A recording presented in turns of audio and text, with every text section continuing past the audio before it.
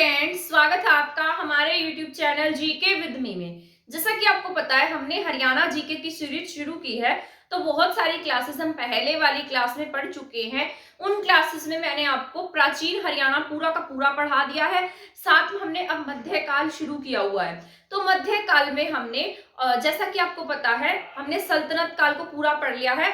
दिल्ली की आपको पता है, हमने गुलाम वंश, खिलजी वंश, तुगलक वंश, सैयद वंश, इन सब के बारे में कंप्लीट पढ़ लिया है। अब हम पढ़ रहे हैं अकबर और इन सब के बारे में। जैसा कि आपको पता है, मैंने आपको मुगल काल स्टार्ट कराया हुआ था। मुगल काल में हमने बहुत सारे मुगल बादशाहों के बारे में पढ़ लिया था। अब हमारा जो लास्ट एंडिंग पॉइंट जो था ना, औरंगजेब वाला, बस वही रह गया था। मैंने आपको कहा था कि औरंगजेब के बारे में कंप्लीट मैं आपको नेक्स्ट क्लास में बताऊंगी, क्योंकि जो औरंगजेब है ना, इसका टॉपिक थोड़ा सा क्या है, वाइड है। ये इसीलिए ज्यादा है इसका टॉपिक, क्योंकि हम इसका टाइम पीरियड भी क्या था, सबसे ज्यादा रहा था। आपको पता है औरंगजेब से पहले कौन था यहाँ पर, शाहजहां था। ठीक है, बाद में इसने अपने पिता को क्या किया, कैद खाने में डाल दिया था। और शाहजहां ने तो हमारे हरियाणा में इतना काम नहीं किया था। मैंने आपको ये सारी बातें बता दी थी। मैंने आपको बताया था कि हमारे हरियाणा में यहाँ पर दारा शिकोह ने काम किया। दारा शिकोह कहाँ रहता था, हमारे पलवल में रहता था। पलवल उस समय क्या था, सबसे छोटा इक्ता था। और सबसे इंपॉर्टेंट इक्ता, सबसे मतलब जो अमीर इक्ता था, वो कौन सा था, आपका हांसी था। तो ये पॉइंट्स जो थे वो मैंने आपको पहले वाली क्लास में पढ़ा दिए थे। अब यहाँ पर बारी किसकी आएगी, यहाँ औरंगजेब की बात आएगी। औरंगजेब का जो टाइम पीरियड है वो 1658 से लेकर यहाँ पर 1707 तक रहेगा। जब तक ये मरेगा नहीं तब तक गद्दी पर बैठा रहेगा। ठीक है, तो 1658 से लेकर 1707 तक ये गद्दी पर बैठा रहेगा। इतने टाइम पीरियड तक क्या करेगा, ये यहाँ पर शासन करेगा। और इसके बाद में, औरंगजेब के बाद में बहुत छुटपुट छुटपुट ऐसे राजा आएंगे जो बिल्कुल, कोई लंफट मूर्ख होगा, कोई नादर्श, कोई क्या होगा जिसने टैक्स फ्री किया होगा। तो इस तरीके से मूर्ख से जो भी आगे मुगल पीरियड आएगा, इनके जो सुल्तान होंगे वो क्या होते जाएंगे, बादशाह होंगे, वो आगे जाकर कमजोर होते जाएंगे। जिसका रिजल्ट क्या होगा कि हमारे इंडिया में ब्रिटिशर्स का जो बढ़ावा है वो बढ़ने लगेगा। तो हम 1803 में तो हमारा हरियाणा ब्रिटिशर्स के हाथों में आ जाएगा। तो ये सब बातें आज हम पढ़ेंगे औरंगजेब के बारे में। औरंगजेब के बारे में आप सभी ने जाना होगा कि औरंगजेब कैसा आदमी था, एक कट्टर आदमी था। धर्म के नाम पर मारपीट करता था, लोगों से उनके धर्म बदलवाता था। अगर कोई धर्म नहीं बदलता तो उसको बुरी तरीके से सताया जाता था। आपने हमारी इंडियन हिस्ट्री में पढ़ा होगा कि जब यहाँ पर जो सिखों के 9वें गुरु हैं, जिन्होंने अपना धर्म नहीं बदला था, तो उन्होंने कहा, शहादत दे दी थी, लेकिन अपना धर्म नहीं बदला था। ठीक है, और साथ ही साथ जैसे आपने संभाजी के बारे में पढ़ा होगा, जो शिवाजी के बेटे थे, संभाजी को इस तरीके से उसकी पूरी स्किन उतार उतार कर मारा गया था। बिल्कुल कितने दिन तक इस तरीके से तड़पा कर मारा था, परंतु संभाजी ने तब भी अपना धर्म नहीं बदला था।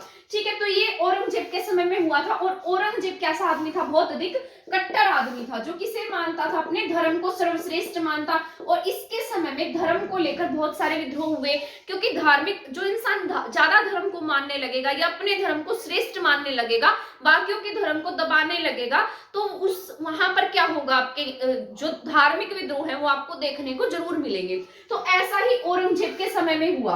अब आपके लिए यहाँ पर हरियाणा से जो इंपॉर्टेंट विद्रोह है, वो 2 विद्रोह बहुत ज्यादा जरूरी है, क्योंकि उस समय में आपके हरियाणा में औरंगजेब के समय बहुत सारे विद्रोह ज्यादा देखने को नहीं मिले, क्योंकि हमारे यहाँ कुछ कुछ जो रियासतें थी या कुछ कुछ एरिया थे जो क्या थे, बहुत ज्यादा एक्टिव थे, जो बहुत शक्तिशाली थे, जो इससे पंगा लेते हुए भी नहीं डरते थे। तो उनमें से ही कुछ आपके यहाँ पर आपको देखने को मिलेंगे। इस तरीके से यहाँ पर आपके 2 विद्रोह होंगे। एक होगा गोकुला जाट का विद्रोह। ठीक है, क्या नाम होगा इसका, गोकुला जाट का विद्रोह। और वहीं पर साथ ही साथ एक विद्रोह जो आपका बहुत ज्यादा इंपॉर्टेंट है, जो आपके इंडियन हिस्ट्री में भी पढ़ाया जाता है, सतनामी विद्रोह। सतनामी विद्रोह इसलिए फेमस है क्योंकि इस विद्रोह में बहुत सारे लोग मारे जाएंगे। और उस समय में इतने लोगों का मारा जाना कितनी मतलब दुर्भाग्य की बात थी। वैसे तो एक इंसान की भी जो जान है वो कितनी प्यारी होती है ना, और यहाँ पर इतने सारे लोगों को एक छोटी सी गलती के लिए मरवा देना, गलती भी नहीं कह सकते हम, क्योंकि इसमें इन लोगों की तो कोई गलती ही नहीं थी, जिसको मैं अभी आगे आपको पढ़ाऊंगी। पहले हम जानते हैं गोकुला जाट के बारे में। गोकुला जाट का विद्रोह जो है वो आपके 1669 में होगा।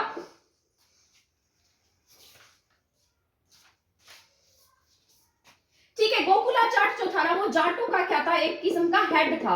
और ये जो जाट थे वो जो औरंगजेब है, औरंगजेब से बहुत चिढ़ते थे। अब कोई इंसान किस लिए चिढ़ेगा, मतलब कोई भी रीजन हो सकता है, क्योंकि ये धर्म को मानता था, टैक्स वगैरह बढ़ा दिया इसने, अपनी चलाता था, और धर्म ज्यादातर तो इसको मतलब धार्मिक बातों को लेकर ही इसके खिलाफ विद्रोह हुए थे। और उसी तरीके से आपके गोकुला जाट ने इसके खिलाफ विद्रोह किया 1669 में। तो इन दोनों की क्या हो जाती है, आपस में लड़ाई होगी। इस लड़ाई में कौन मारा जाएगा, जो गोकुला जाट है, 1669 में इनकी क्या होगी, लड़ाई होगी, और गोकुला जाट यहाँ पर मारा जाएगा। ठीक है, और इस युद्ध को हम किसका नाम देते हैं, तिलपत का, क्योंकि कहां पर हुआ था ये युद्ध, तिलपत जगह पर हुआ था, इसीलिए इसका नाम हमने क्या रखा है, तिलपत का युद्ध। ठीक है, अब ये आपसे पूछेगा कि जो तिलपत जगह है वो कहां पर है, तो आप क्या टिक कर देंगे, फरीदाबाद। ठीक है, तो तिलपत कहां है, आपके फरीदाबाद में है। तो इसके बारे में तो बस इतना ही पॉइंट आपको जानना जरूरी है कि जो तिलपत का युद्ध है 1669 में हुआ, किस किस के बीच में हुआ है, गोकुला जाट और प्लस औरंगजेब के बीच में। ठीक है, तो ये पॉइंट आपको याद रखना है। अब बात कर लेते हैं हम सतनामी विद्रोह की, जो आपका बहुत ही ज्यादा जरूरी है। ठीक है, सतनामी विद्रोह में ये क्या थे, एक मतलब जो सतनामी थे ना, इन्होंने अपना नाम ही रखा था सतनामी। वैसे तो इसमें जिस तरीके से आपने एंशिएंट हिस्ट्री में पढ़ा होगा, जैसे बौद्ध धर्म था, है ना, जैन धर्म था, तो अहिंसा, चोरी नहीं करना, झूठ नहीं बोलना, इन सब बातों को क्या करते थे, बढ़ावा देते थे। उसी प्रकार से जो सतनामी थे, इसमें भी कुछ लोग क्या होने लगे, इकट्ठे हो गए, और इकट्ठे होकर इन्होंने क्या बनाया, एक ग्रुप बना लिया, और ऐसा निश्चय किया कि हम क्या नहीं करेंगे, इस तरीके से कभी चोरी नहीं करेंगे, डकैती नहीं करेंगे, ठीक है, किसी को परेशान नहीं करेंगे, साथ साथ हम अहिंसा मतलब हिंसा नहीं करेंगे, अहिंसा की नीति को अपनाएंगे, झूठ नहीं बोलेंगे, और ये क्या करते थे, कृषि करते थे, कृषक थे ये। ठीक है, तो इस तरीके से कुछ बातों को अपने साथ लेकर चले, और ये धीरे धीरे जुड़ते जुड़ते क्या होने लगे, संख्या में ये बढ़ने लगे। ठीक है, तो यहाँ पर जो सतनामी थे, ये क्या थे, इनका जो भी मोटिव था वो ये यहाँ पर था, और इनकी खास बात ये थी, यहाँ इरेज कर देती हूँ मैं इसको, फिर लिख दूंगी। इनकी खास बात यह थी कि ये क्या करते थे, कृषि करते थे। ठीक है, तो इन्हें कृषक थे। अगर आपसे एग्जाम में पूछ ले कि जो सतनामी थे वो क्या करते थे, कृषक थे, या साथ साथ बहुत सारे जैसे चरमकार थे, लुहार थे, तो इस तरीके के जो बर्तन बनाते हैं वो थे, सभी तरीके के लोग इसमें शामिल थे। इसीलिए इसे किस नाम से जानते हैं हम, इसका दूसरा नाम अगर आपसे पूछ लेता है तो आप क्या टिक करेंगे, रैदास संप्रदाय। ठीक है, तो ये किससे मिलता जुलता था, रैदास संप्रदाय से, तो आप इसे रैदास भी कह सकते हैं। तो ये इसका दूसरा नाम क्या है, रैदास संप्रदाय है। तो ये बहुत इंपॉर्टेंट है। इसकी स्थापना कब होती है, 1543 में इसकी स्थापना होती है। ठीक है, लेकिन ये जो फेमस होता है ना, फेमस ये बाद में होता है, ये संत वीर भान के समय में फेमस होता है। फेमस कब होगा, औरंगजेब के समय, जब यहाँ पूरे इंडिया में कौन राज कर रहा है, औरंगजेब। तो इसका हेड कौन होगा यहाँ पर, संत वीर भान। क्या नाम होगा उनका, संत वीर भान। ठीक है, तो होगा 1657 में। ठीक है, यानी कि 1857 की क्रांति के 200 साल पहले आपके यहाँ पर सतनामी जो संप्रदाय है वो यहाँ पर फेमस होगा।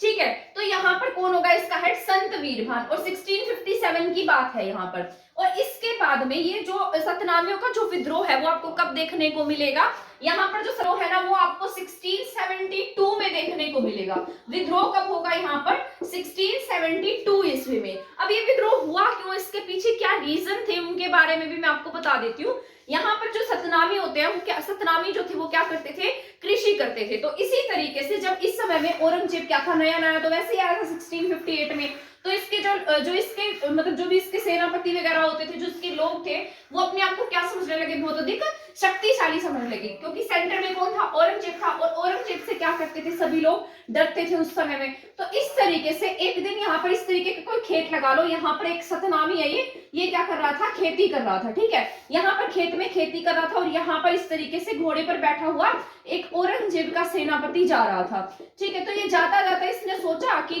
क्यों ना मैं इसके साथ में कुछ गड़बड़ करूं। मतलब ये वैसे भी अपने आप को क्या समझते थे कि मैं क्या हूं, बहुत ज्यादा शक्तिशाली हूं, अब मेरा कोई कुछ नहीं बिगाड़ पाएगा।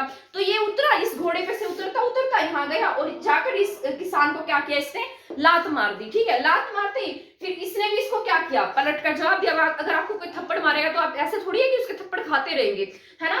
तो इसने क्या किया, इसको एक थप्पड़ मार दिया, फिर इसने वापस से इसको मारा। तो ऐसे मार कर है, फिर इसने क्या किया, इसको डबल पीट दिया और इसको पीट के यहाँ से भगा दिया। तो सतनामियों ने मिलकर इसको पीटा और यहाँ से भगा दिया, ठीक है। ये तो जो ये सेनापति था इसको यहाँ से मारकर इन्होंने भगा दिया। फिर ये यहाँ से गया और अपने कुछ लोगों को यहाँ पर इकट्ठा करके यहाँ ले आया इन सतनामियों के पास। सतनामियों ने क्या किया, इकट्ठे मिले और इनमें से एक आदमी था जो इनका हेड था, जिसका नाम था फौजदार खान, ठीक है। तो ये जो औरंगजेब के जो बंदे थे, जो भी लोग थे, उनका हेड था जिसका नाम क्या था, फौजदार खान, ठीक है।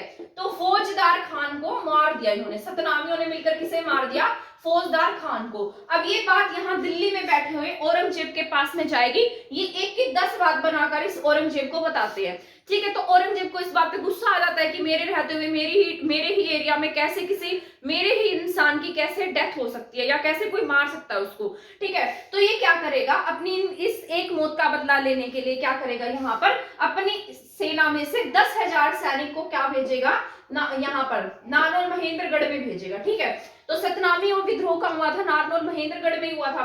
तो यहाँ पर ये क्या करेगा, 10,000 सैनिकों को अब इस टुकड़ी के साथ में अपने ये जो औरंगजेब का जो सेनापति था इसके साथ में 10,000 सेना की टुकड़ी प्लस में तोप, ठीक है। और क्या भेजेगा, तोप भेजेगा, और कहां पर, सतनामियों को मारने के लिए, ठीक है। तो इस विद्रोह में कितने सतनामी मारे जाएंगे यहाँ पर, जब ये यहाँ पर आएंगे तो, क्योंकि सतनामियों के पास तो ऐसे कोई हथियार नहीं है, तो सीधे कृषि करने वाले सीधे साधे से लोग हैं। तो यहाँ पर ये क्या होंगे, जो ये 10,000 सैनिक हैं, ये चलते चलते इस तरीके से सतनामियों को मारने के लिए जाएंगे। तो इसमें जो ये तोप है और ये 10,000 सैनिक है, इसमें लगभग 5,000 सतनामी क्या होंगे, मारे जाएंगे, ठीक है। तो यही क्या था, सतनामी विद्रोह था। इसे ही हम क्या कहते हैं, सतनामी विद्रोह कहते हैं। और एक बात और है सतनामियों की, ये क्या करते थे, जो ये दाढ़ी मूंछ और अपने सिर के बाल होते हैं, ये मुंडवा कर रखते थे, यानी कि नहीं रखते थे। तो इन्हें क्या कहा जाता है, मुंडिया संप्रदाय, ठीक है। तो इन्हें मुंडिया विद्रोह भी कह देते हैं और सतनामी विद्रोह भी कह देते हैं। तो ये इसके समय में क्या होता है, औरंगजेब के समय में यहाँ पर सतनामी विद्रोह आपको देखने को मिलता है, ठीक है। तो ये कब हुआ था, सतनामी जो है, सतनामी संप्रदाय बना कब है, मैंने अभी आपको बताया, एक बार हम रिवाइज कर लेते हैं, क्योंकि जो ईयर्स होते हैं ना उनको हम भूल जाते हैं। तो सतनामी जो है, सतनामी जो संप्रदाय है वो कब बना है, सतनामी संप्रदाय ये आपका बना है 1543 में, ठीक है। इसके बाद में फेमस कब होगा, ये वीरभान के समय में। किसके समय में फेमस हुआ है, संत वीरभान। और ये कब हुआ, मैंने आपको बताया है 1857 की क्रांति के 200 साल पहले, यानी कि 1657 में। अब यहाँ पर सतनामी विद्रोह कब होगा, यहाँ आपका सतनामी विद्रोह आपका 1672 ईस्वी में, ठीक है। इसके साथ साथ यहाँ पर बीच में एक विद्रोह होगा आपके, यहाँ पर गोकुला जाट का विद्रोह। कौन सा विद्रोह देखने को मिलेगा आपको, गोकुला जाट का विद्रोह, ठीक है। ये कब होगा आपके यहाँ पर 1669 में। तो ये कुछ ईयर्स हैं जो आपको क्या कर लेने हैं, याद कर लेने हैं, ठीक है। इसको 2-3 बार रिवाइज करोगे तो आपको ये याद हो जाएगा। देखो सतनामी विद्रोह 1543 में हुआ, इसके बाद में उसको फेमस किया 1857 की क्रांति के 200 साल पहले, यानी कि 1657 में। और यहाँ पर जो विद्रोह होगा वो कब होगा, यहाँ पर 1672 में, ठीक है। यहाँ पर ये जो बना है संप्रदाय कब बना है, 1543 में बना है। गोकुला जाट का विद्रोह कब हुआ था, 1669 में। इसी को हम किसके नाम से जानते हैं, तिलपत के युद्ध के नाम से जानते हैं। तो ये बातें थी जो हमारे यहाँ पर दो विद्रोहों से जानी जाती हैं, ठीक है। तो ये तो आपका हो गया, यहाँ पर कुछ जाटों से रिलेटेड था और कुछ सतनामियों से रिलेटेड था, ठीक है। अब मैं आपको बताऊंगी कि औरंगजेब के समय में हमारे यहाँ पर कौन कौन से शक्तिशाली लोग थे जो यहाँ पर राज कर रहे थे। आपने पढ़ा होगा कि जब यहाँ पर बाबर आया था तो इब्राहिम लोदी के समय में हमारे जो मेवात की बेल्ट है वहां पर शहीद हसन खान मेवाती ने बाबर के विरुद्ध क्या किया था, विद्रोह किया था, है ना, जिसको बाद में मार दिया गया। उसी तरीके से अब भी यहाँ पर जो आपके मेवात है, मेवात के जो लोग थे ना वो बहुत ज्यादा एक्टिव थे, बलबन के समय में भी एक्टिव रहे थे और अब भी इस समय तक भी एक्टिव थे, ठीक है। तो औरंगजेब के समय में जो मेवात की बेल्ट है वहां पर सांवलिया मेव क्या कर रहा था, यहाँ इस तरीके से मेवात की बेल्ट में सांवलिया मेव, क्या नाम था इसका, सांवलिया मेव शासन कर रहा था। सॉरी मैंने टेढ़ा लिख दिया, इसको सीधा लिख देती हूँ, ठीक है, यहाँ पर लिख देते हैं हम। तो मेवात जो था ना, मेवात में कौन शासन कर रहा था, यहाँ पर आपके सांवलिया मेव, ठीक है। सांवलिया मेव एक तरीके का बहुत अधिक शक्तिशाली था और ये औरंगजेब से टक्कर लेने में भी नहीं डरता था। एक तरीके का जो औरंगजेब है ना था ये, और उस औरंगजेब को अपना बिल्कुल कट्टर दुश्मन मानता था।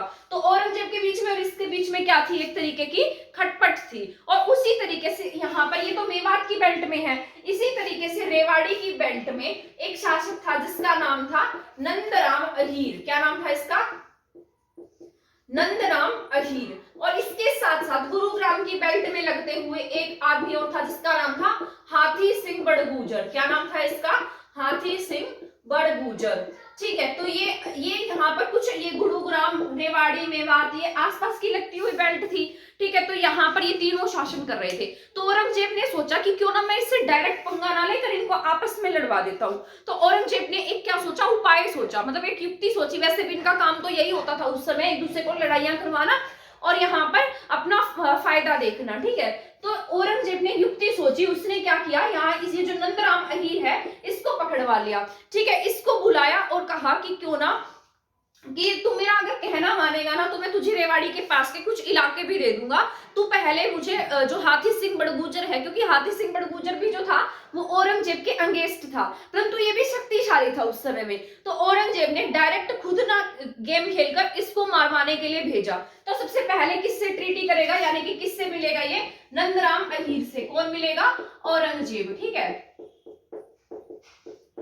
तो औरंगजेब जो है वो पहले नंदराम अहीर से बात करेगा। नंदराम अहीर क्या करेगा, इसकी जो भी बात है उसको मान जाएगा, इसके समझौते को मान जाएगा, इसके एग्रीमेंट को मान जाएगा और क्या कहेगा कि हाँ ठीक है, मैं, मेरी जो बात है वो, मैं जो है हाथी सिंह बड़गुजर जो है मेरा अच्छा दोस्त है, मैं उसको बुलाऊंगा और आपके पास में भेज दूंगा। तो ये क्या करेगा नंदराम अहीर, इसको एक न्योता भेजेगा, किसे, हाथी सिंह बड़गुजर को। तो हाथी सिंह बड़गुजर का तो दोस्त है, ये क्यों सोचेगा कि मेरे लिए कुछ गलत करेगा। जैसे ही हाथी सिंह बड़गुजर को बुलावा आएगा, हाथी सिंह बड़गुजर बिना सेना लिए अपने आप इससे मिलने चला जाएगा। और जब ये यहाँ इसके पास जाएगा, नंदराम अहीर के पास, अब इसके मन में तो लालच आ गया है, ये तो औरंगजेब से बिक चुका है। ठीक है, तो औरंगजेब जो है ये कुछ मतलब इलाके के लिए इसने क्या किया, अपने आप को, मतलब इसको क्या किया, बड़गुजर को इसके हाथों में दे दिया, औरंगजेब के हाथों में। तो बड़गुजर को कैद करके ले गए औरंगजेब के दरबार में। ठीक है, तो इस तरीके से जो हाथी सिंह बड़गुजर है ये औरंगजेब के दरबार में पहुंचा और यहाँ कौन बैठा है, औरंगजेब बैठा है। ठीक है, ये औरंगजेब लगा लो इस तरीके से। ठीक है, तो ये औरंगजेब बैठा था और ये हाथी सिंह बड़गुजर। अब इन दोनों के बीच में भी क्या होगा, एक तरीके का ट्रीटी होगी, समझौता होगा। तो ये हाथी सिंह बड़गुजर को ऐसा कहेगा कि मैं तुझे जान से मार दूंगा अगर तू मेरी बात नहीं मानेगा तो।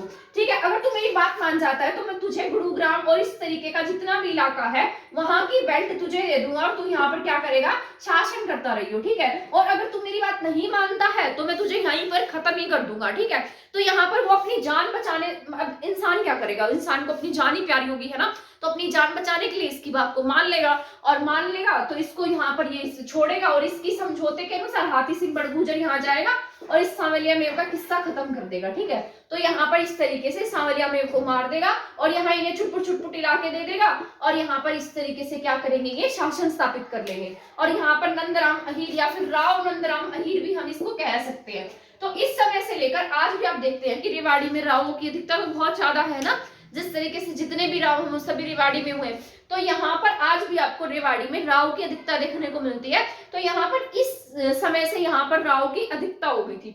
यहाँ पर हाथी सिंह बड़गुजर का जो शासन है वो रेवाड़ी में स्थापित हो गया था। तो इस तरीके से यहाँ पर आपको ये देखने को मिला। ठीक है, अब यहाँ पर मैंने आपको बताया था कि 16 यहाँ पर 72 में क्या हुआ, आपके यहाँ जो सतनामी विद्रोह है वो हुआ था। ठीक है, परंतु जो सतनामी विद्रोह तो यहाँ तक हुआ, इसके बाद जो औरंगजेब था वो 1658 से 1707 तक क्या करता रहा था, हमारे यहाँ पर शासन करता रहा था। ठीक है, ये इंडिया की बात हो रही है। और इस 1672 के बाद औरंगजेब ने जो हरियाणा में जो औरंगजेब के विरुद्ध जो विद्रोह है वो देखने को नहीं मिले, बस यहाँ तक इसका शासन रहा था।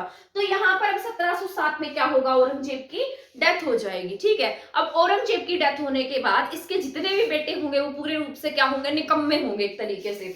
तो यहीं पर 1672 तक हमारे यहाँ पर मेवात में यहाँ पर इस तरीके से ये छुटपुट एरिया में यहाँ काम होते रहे, इसके खिलाफ विद्रोह होते रहे। अब हम बात करते हैं औरंगजेब के बाद में सल्तनत काल में बहुत कोई ज्यादा शक्तिशाली सुल्तान नहीं हुआ। इसके बाद में इसका बेटा हुआ जिसका नाम था बहादुर शाह जफर, जो फर्स्ट वाला है। 1857 की क्रांति वाले की बात नहीं कर रही हूं मैं। ठीक है। तो ये इतना ज्यादा तो शक्तिशाली नहीं है, क्योंकि औरंगजेब भी बहुत काफी एज्ड होकर मरा था, तो इसका बेटा भी जब गद्दी पर बैठा तब वो भी 60 या 65 साल का आराम से रहा होगा। जैसे जो बहादुर शाह जफर है वो इतना ज्यादा एक्टिव इंसान तो नहीं है, तो उसके समय में यहाँ पर इस तरीके से आपके, अब हम यहाँ पर एक किस्सा शुरू करेंगे बंदा बहादुर का। ठीक है, तो हमारे अब हरियाणा में कौन एक्टिव होंगे? बंदा बहादुर। बाबा बंदा बहादुर के बारे में आपने सुना होगा, जो सिखों के जो क्या थे, अपने आप को नेता मानते थे, ये गुरु नहीं थे, है ना, आपने सुना होगा ना, ये क्या थे? नेता थे, गुरु नहीं थे, क्योंकि 10वें गुरु के बाद गुरु ग्रंथ साहिब को ही गुरु मान लिया गया था। ठीक है, तो ये जो बंदा बहादुर है, इनके बारे में पढ़ना इसलिए जरूरी है क्योंकि हरियाणा से इनका बहुत अधिक गहरा संबंध रहा है। इन्होंने हरियाणा में अपने हेडक्वार्टर बनाए, राजधानी बनाई, तो इस तरीके से इनके बारे में जानना हमारा बहुत इंपॉर्टेंट है। तो यहाँ पर अब बात कर लेते हैं बंदा बहादुर की। बंदा बहादुर जो है, इनका जन्म, वैसे कुछ जो पोइट है, जो बहुत जो लेखक है, वो कुछ लेखक तो इनका जन्म हिमाचल प्रदेश में बताते हैं, लेकिन वैसे एक्चुअल में देखा जाए तो इनका जन्म कहाँ पर हुआ है? जम्मू कश्मीर में। जम्मू कश्मीर के राजौरी इलाके में इनका जन्म हुआ था। किसका? बंदा बहादुर का। और इनका नाम पहले बंदा बहादुर भी नहीं था, इनका नाम था लक्ष्मण देव। ठीक है, क्या नाम था इनका? यहाँ पर इनका जन्म कहाँ होता है? जम्मू कश्मीर के राजौरी इलाके में होता है। और ये वैसे भी शुरू से ही, मतलब ये जो इनका जन्म था ना, वो ब्राह्मण परिवार में हुआ था। कौन से परिवार में हुआ? ब्राह्मण परिवार में। भारद्वाज कुल में इनका जन्म हुआ था। ठीक है, किसमें पैदा हुए? भारद्वाज कुल में। तो यहाँ पर इनको पहले से ही इस तरीके से धार्मिक विचारों में रुचि थी, तो ये कहाँ चले गए? यहाँ से उठकर महाराष्ट्र में। ठीक है, महाराष्ट्र के नांदेड़ में। कहाँ पर रहने लगे? महाराष्ट्र के नांदेड़ में। ठीक है, नांदेड़ इलाका या गांव कह सकते हैं एक तरीके का, जहां पर इन्होंने क्या बनाया? अपना आश्रम स्थापित किया था। ठीक है, क्या स्थापित किया? यहाँ पर इन्होंने अपना आश्रम स्थापित किया था। तो यहीं पर जो गुरु गोविंद सिंह जी हैं, वो एक बार चलते चलते यहाँ पर आ पहुंचे इनके आश्रम में। कौन? गुरु गोविंद सिंह जी, जो सिखों के 10वें गुरु हुए थे। तो क्या नाम था इनका? गुरु गोविंद सिंह। ठीक है, तो जो गुरु गोविंद सिंह है, वो चलते चलते इनके दरबार में आ पहुंचे, और जो बंदा सिंह बहादुर है, इनसे बहुत अधिक प्रभावित हुए। तो इन्होंने जो बंदा सिंह बहादुर है, इन्होंने सब कुछ त्याग कर जो सिख धर्म है उसे अपना लिया, और अपना नाम जो है, इन्हें बंदा बहादुर नाम किसने दिया? गुरु गोविंद सिंह जी ने दिया था। ठीक है, और अपने आप को, जो भी अपनी जिंदगी है, वो जो सिख संप्रदाय है, सिख धर्म है, उसके प्रचार प्रसार में लगा दी। अब जो बंदा गुरु गोविंद सिंह जी थे, उन्होंने कहा कि आपको यहाँ से हटकर उत्तर भारत में जाने की जरूरत है, वहां पर जाइए, धर्म प्रचार कीजिए, लोगों को जगाइए। तो यहाँ से बंदा बहादुर उठकर कहाँ पहुंच गए? उत्तर भारत में। अब उत्तर भारत में कौन है? कहाँ पर? पंजाब और हरियाणा में क्या थे? ये ज्यादा एक्टिव थे। तो यहाँ पर ये आए, और जब ये यहाँ आए तो यहाँ पर कोई ज्यादा बहुत शक्तिशाली राजा तो यहाँ पर शासन नहीं कर रहा था उस समय में, क्योंकि औरंगजेब की तो डेथ ही हो गई थी। औरंगजेब की डेथ के बाद में बहादुर शाह जफर था।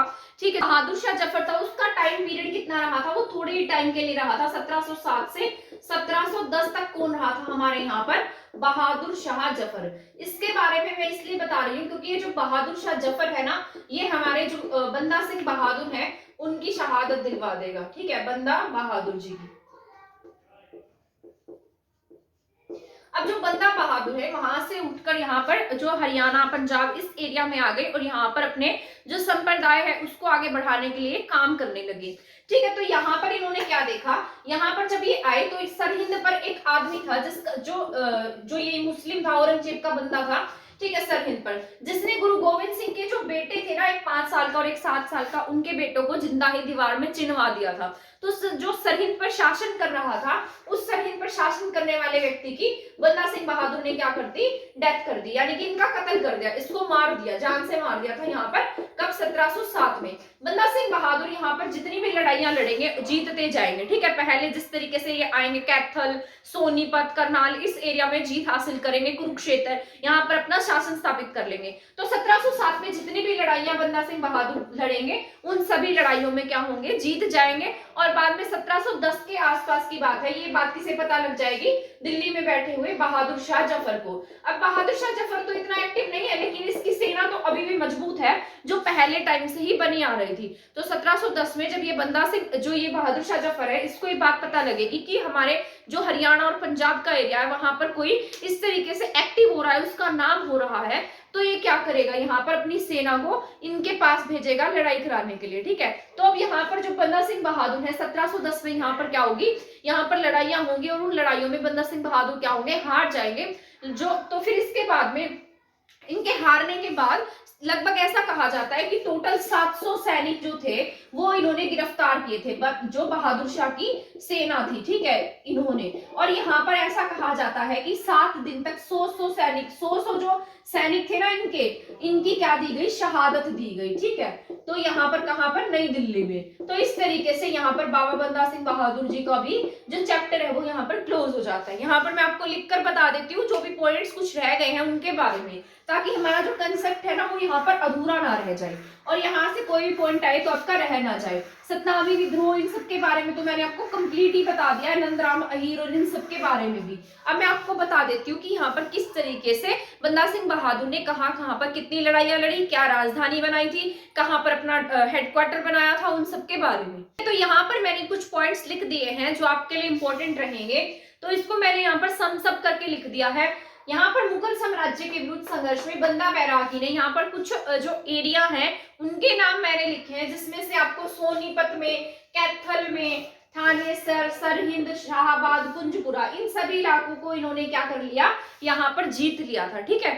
इसके बाद 1710 में बहादुर शाह ने करनाल और नारावड़ी के बीच में यहाँ पर कब क्या होगा, इनका संघर्ष होगा। इससे पहले क्या ये जीत रहे थे, कौन, यहाँ पर बंदा बहादुर, ठीक है। तो बंदा बहादुर इन सभी जो जितने भी एरिया है उन सभी में बंदा बहादुर की जीत हुई थी, लेकिन 1710 में सभी युद्धों में क्या हो गई, ये हार गए थे, ठीक है। तो 1710 में बहादुर शाह की जो सेना है उसके बीच में करनाल और यहाँ पर नरवाड़ी के बीच में 3 संघर्ष हुए थे और इन तीनों संघर्ष में बंदा बैरागी को क्या हुआ, पराजित होना पड़ा था, ठीक है। इन्होंने अपना जो हेडक्वार्टर है वो कहाँ बनाया था, सीरी खांडा में बनाया था। सीरी खांडा कहाँ है, आपके सोनीपत में है, ठीक है। और इनकी राजधानी क्या थी, लोहगढ़। लोहगढ़ कहाँ आपके यमुनानगर में है, ठीक है। तो 22 मई 1710 को जब ये लड़ाई लड़ते हैं तो उस लड़ाई में तो ये जीत जाते हैं, लेकिन इसके बाद में एक लड़ाई और होगी जो 26 अक्टूबर 1710 को लड़ी जाएगी, जिसमें बंदा सिंह बहादुर को हार का सामना करना पड़ेगा, ठीक है। यहाँ पर इस लड़ाई में 22 मई 1710 को इस लड़ाई में सरहिंद के जो वजीर खान है, ये वजीर खान वही है जिसने गुरु गोविंद सिंह जी के जो बेटे हैं उन्हें दीवार में चिनवा दिया था, ठीक है। तो यहाँ पर जो वजीर खान है ना, वजीर खान को कौन मार देगा, यहाँ पर बंदा सिंह बहादुर जो वजीर खान है उसे मार देंगे और बाद में इनके बीच में फिर से लड़ाइयां होंगी 26 अक्टूबर 1710 को। इसमें बंदा बहादुर हार जाएंगे। इसके बाद तरावड़ी में फिर से इनकी लड़ाई होगी, इसमें भी हारेंगे। फिर थानेसर में इनकी लड़ाई होगी तो थानेसर में भी बंदा बहादुर को हार का सामना करना पड़ेगा और इसके बाद में इनकी सेना के 700 सैनिकों को पकड़कर दिल्ली ले जाया जाएगा और दिल्ली में इन्हें क्या दी जाएगी, यहाँ फांसी दी जाएगी, ठीक है। इससे क्या होगा, ये यानी कि शहादत हम इन्हें कह सकते हैं, इनकी क्या होगी, यहाँ शहादत होगी और ये 100 व्यक्तियों की शहादत प्रत्येक 7 दिन तक चलेगी। इस तरीके से यहाँ पर बंदा सिंह बहादुर जी का भी चैप्टर इंडिया में क्लोज हो जाएगा। इसके बाद हमारे इंडिया में 1739 में नादिर शाह रंगीला का क्या होगा, आक्रमण होगा। उस समय में हमारे इंडिया में जो मोहम्मद शाह है वो क्या कर रहा है, बारे में हम पढ़ेंगे हमारी नेक्स्ट क्लास में। आई होप आज की क्लास आपको पसंद आई होगी। ये जितने भी पॉइंट्स मैंने आपको बताए हैं ये आपके एग्जाम के पॉइंट ऑफ व्यू से जरूरी है। अगर आप चाहें तो इस क्लास को नोट कर सकते हैं और इसी तरीके से और क्लासेस देखने के लिए आप हमारे चैनल के साथ बने रहें। अगर आपने हमारा चैनल सब्सक्राइब नहीं किया है तो आप हमारा चैनल सब्सक्राइब कर दीजिए और वीडियो को शेयर नहीं किया है तो जल्दी से वीडियो शेयर भी कर दीजिए। थैंक यू, धन्यवाद।